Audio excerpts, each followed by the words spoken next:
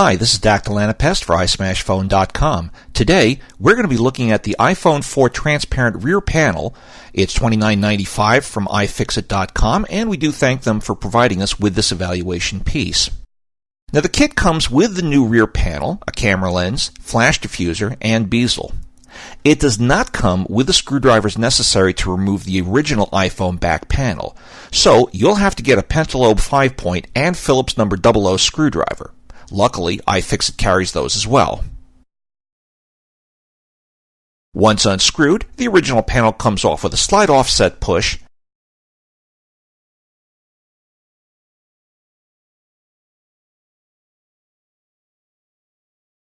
and then the replacement can be installed.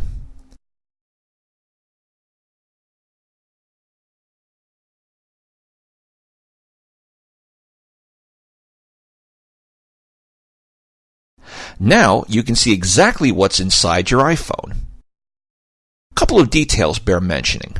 The panel is currently available only for the GSM or AT&T version of the iPhone 4, and you have to make sure to remove all the protective plastic coatings before installation. That includes a hard-to-see coating over the camera lens.